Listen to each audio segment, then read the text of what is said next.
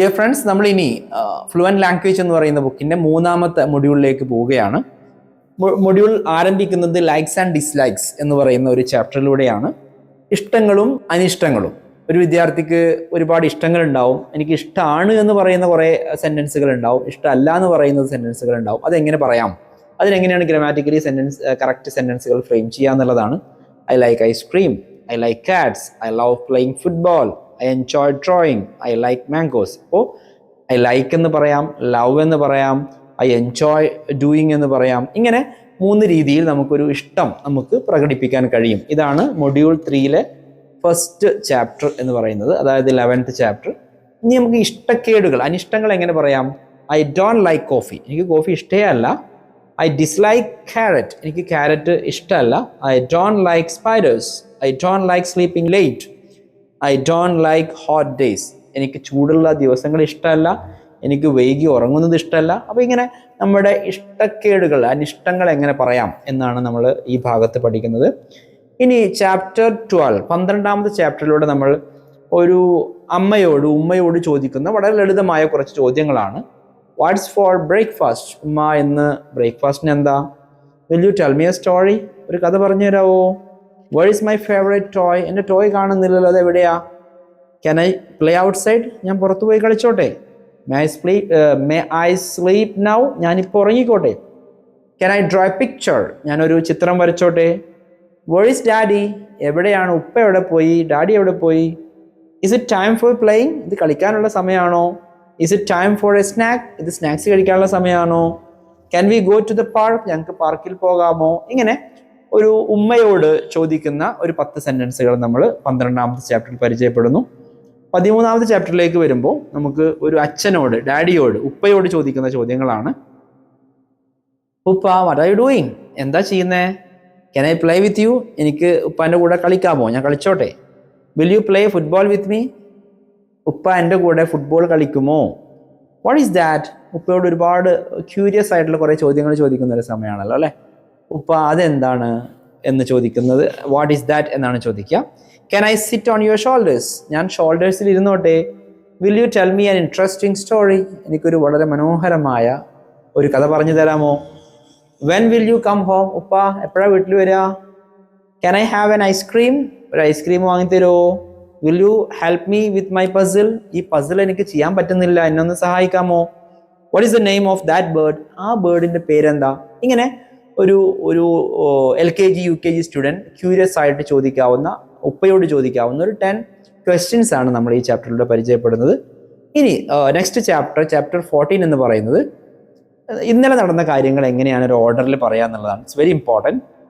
ഞാൻ 6 മണിക്ക് ഉണർന്നു, ഞാൻ ബ്രേക്ക്ഫാസ്റ്റ് കഴിച്ചു, ഞാൻ സ്കൂളിലെത്തി, ഞാൻ പഠിച്ചു, ഞാൻ ഫ്രണ്ട്സിൻ്റെ കൂടെ കളിച്ചു. ഇതൊരു ഗ്രാമർ റൂളൊന്നും അവർ പരിചയപ്പെടുത്താതെ തന്നെ വളരെ ലളിതമായി അവർക്ക് അത് എങ്ങനെ പറയാമെന്നാണ് പരിചയപ്പെടുന്നത്.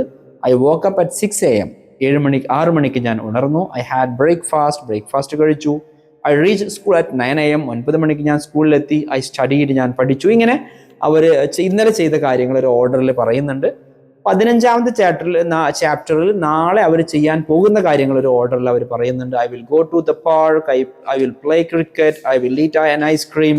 ഇങ്ങനെ ടുമോറോ എന്ന ഹെഡിങ്ങിൽ അടുത്ത ഒരു 10 സെന്റൻസുകൾ പറയുന്നുണ്ട്, നാളെ ചെയ്യുന്ന കാര്യങ്ങൾ. ഇങ്ങനെയാണ് മൊഡ്യൂൾ 3-ൽ കൊടുത്തിട്ടുള്ളത്.